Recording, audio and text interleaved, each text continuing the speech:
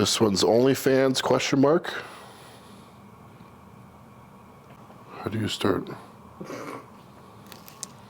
All right, guys, welcome back to the channel. We're doing something a little different today. We're doing a Q&A, which I don't know if I feel super comfortable with all these questions, but I'm gonna answer most of them for you. So let's get started. How tall are you? What are your measurements of your arms, legs, and chest? I am quite tall for bodybuilding. I am 6'2.5" to be exact, so not ideal, but if I can fill out enough, I feel like I can be a threat on a pro stage. So hopefully you guys will see me a much improved version by March.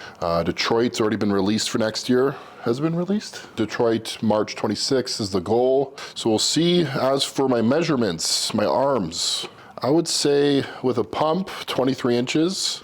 Legs, I measured about a month ago. It was 31.8 roughly, both legs. My right leg's slightly smaller.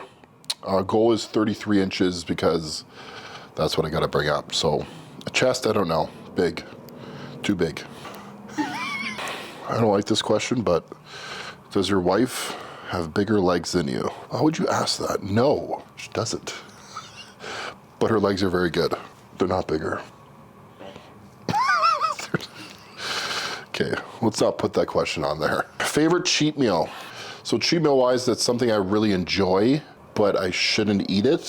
Something like an Italian style pizza, but since I have IBS, it doesn't go over well, but I'll still do that once or twice a year. But if I was to have like a cheat meal that I, like a go-to would be like sushi. I know, pretty boring, but since I have, IBS, I gotta be more careful with my selection of foods. Wife's not too happy that that I'm so selective of what I eat, but it is what it is. Deal with it. This is a goodie. How do you deal with IBS in the off season? Because I have so many stomach issues. Ooh, that's a tricky one because IBS is different person to person. Stress is a big thing. Obviously taking control of everything that's going on in your life, but obviously your food choices is the most important. So for example, I stick with a lot of the same whole foods. I don't eat any preservatives. So it's boring, but you can spice it up. You can make things interesting. It doesn't have to be your basic chicken and rice, even though I like my chicken and rice. But IBS, like I said, applies different to every single person. I would recommend hiring someone that understands IBS and that they can help you like trial and error with foods. So sticking to a more low FODMAP diet. So being more selective with regards to like starting with your protein sources, I'll stick to, chicken, fish, eggs, your whey isolate protein. So I find a lot of people with IBS have lactose intolerance, like gluten sensitivity. So I can get away with eating sourdough bread, but if you can't, you gotta do a gluten-free option. Vegetable-wise, green beans, bok choy, something like cucumbers. They're all certain things that are like really easy in your stomach. Preservatives, staying away from seed oils is another big one. Staying away from seed oils, choosing better options like olive oil. Like I said, it's so different person to person. I also have to consume 7,500 calories. So I would have to show you my diet because you probably don't even understand how I would get all that food in, but it's challenging, but I do it every day. I will not skip a meal. I will stay up as late as I have to until every meal is complete. That is bodybuilding. It's to extreme measures, but please remember it's temporary. We're not doing this forever. We're doing what we love for a few more years, and then trust me, you'll miss it. So my best advice is take care of it now so that you can further your progress quicker. Because if not, if your gut's off, your digestion's off, you ain't growing. You're not sleeping, your mood's off, libido's off, everything's off. So remember, this is like your second brain. Long answer to a question, but I try to shorten it up as best I could. How much are your damn grocery bills? Jesus, I don't know. The wife pays for my food. I pay for a lot of other things like the mortgage, her car, her phone bill, just about everything else. So if that was the agreement, you take care of my food, I'll take care of everything else, and it probably evens out, but I'm saying it's probably around, oh God, at least 1,500 a month, at least. Can you confirm with that? It's like 14 to 1,500. Oh, yeah. It's nothing. Being 350 is easy. It's not easy. Okay. Do you think you could run a mile if your life depended on it? Do you think you could run a mile? No. No, I couldn't. No. Like run? I don't think I could actually do it. I would think I would actually. Do you think I could do it? No. Nope. Confirmed. Thanks. Best gym you ever trained at? Gold's Gym in California. That was a pretty cool experience. Mainly because I got to pose where all the guys I looked up to, like Chris Cormier, Sean Roden. I saw Sean Roden when I was there. So it's pretty cool to like be in that environment. And we saw Charles Glass. We saw Callum at the time, Callum Von Moore. But it was a wicked gym. They have it's way bigger than you think, but they have an inside spot, then they have the outside. The only thing that sucked is that we were amateurs at the time, and they made us pay a hefty amount. I think it was like $50 a day. US. I did not care. I will pay any amount to train at the gym that Arnold goes to. So it's worth it. If you're gonna go there, pay the money. Do you enjoy the off season or prep more, and why? I think because I'm so deep in my off season that I would say I enjoy prep. Off season's amazing when I'm in the gym because I'm strong as hell, but that's about it. The rest of the day is just you're eating nonstop. You eat your meal and you're like, God damn, I gotta eat in 2 hours, and you're dreading it, but that's just part of the sport. Whereas in prep, I kind of enjoy being a little more hungry, except for like the last 4 weeks, it's a grind. And if you don't feel like complete trash, then you're not suffering enough. You're not looking very good. I'll tell you that right now. If someone tells you otherwise, it's complete BS. How do you balance bodybuilding with work? That's a challenge. So I have my store, I have my coaching business, and then trying to pursue bodybuilding and trying to keep the wife happy.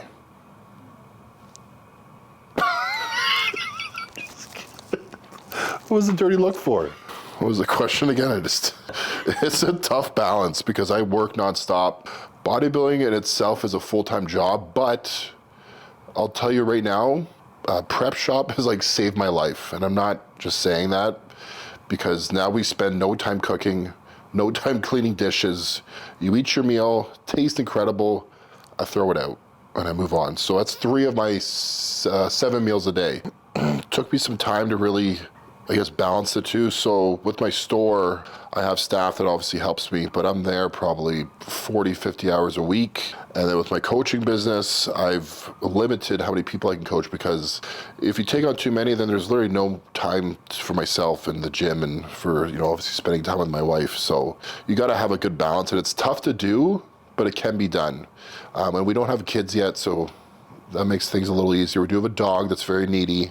He's probably crying right now at home. I love what I do, so I don't really feel like I work that much because with the store, I love being there. I love helping people. With coaching, I love coaching people, especially when they actually know. It almost like makes me train harder when I know my clients are putting in the work. It almost encourages me to be like, hey, if this guy's killing it, I got to be killing it too. That's my whole mindset with that whole thing. Another question, what's the end goal? Olympia. Pretty much where my wife is right now. I'm trying to get to that level. I just want to get to the Olympia. Just want to get there. Top 10 in the world. That'd be a dream.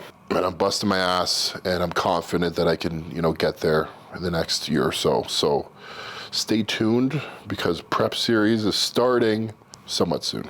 Looking skinny these days. Are you okay? You know what's crazy? When I was 325, I actually thought I was skinny. I actually have issues, okay? So be nice. This is a good one. Advice for your younger self. Be more damn strict. Go all in. Surround yourself with the right people because the sooner I did that, the sooner my career started to take off. When I was younger, I had too many friends, a lot of great friends, but you just can't make time for everybody. And a lot of people don't. It's almost like a lot of people don't want to see you succeed. It's sad, but you won't really notice it, but people actually almost try and drag you down without even really saying the word, It's kind of sad. The smaller I make my circle and surround myself with people that really try to uplift me and keep pushing me. It's funny, like even when I was trying to go pro, it's people telling you like in the comments saying there's no chance, you're too tall. I never cared about that. It was just like, I love what I do. I'm going to keep pursuing my dream. And I love bodybuilding because really at the end of the day, it's all on you. I played hockey my whole life.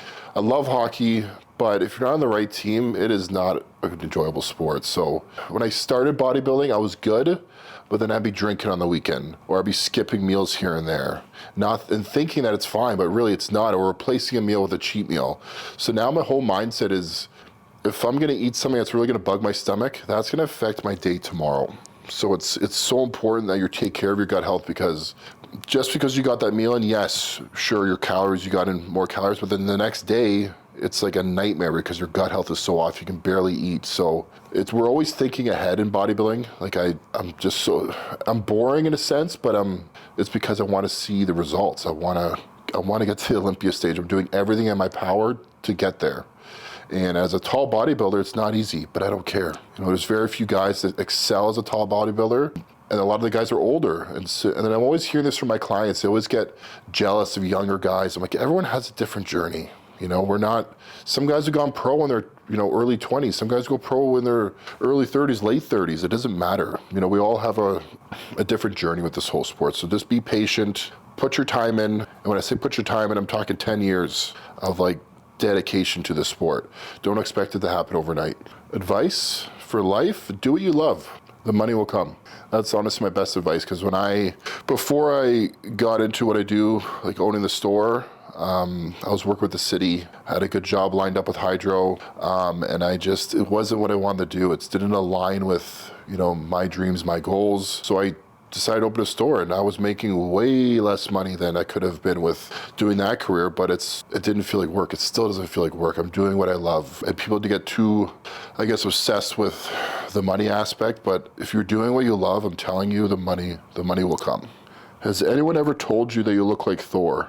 Yeah. I get that one actually, not right now, but when I'm like leaner and prep, I'll get that all the time. But now when I'm 350, I don't get it as much. I've actually had people drop off a Barbie Thor. Whatever you done, a Barbie. What do you call those? Action figure. Jeez, a Barbie doll. Come on, an action figure. So 2 people bought me action figures, but like, this looks like you. I thought of you when I saw it, and they bought it for me, and now it's on display at my store. So, where do you find clothes? Obviously with the store, I have my own clothing, like our own clothing line. I can order any size I want, but if I was to go into any big box store or any mall, they only have up to 2XL, and 2XL doesn't fit. So I have a custom jacket for the winter.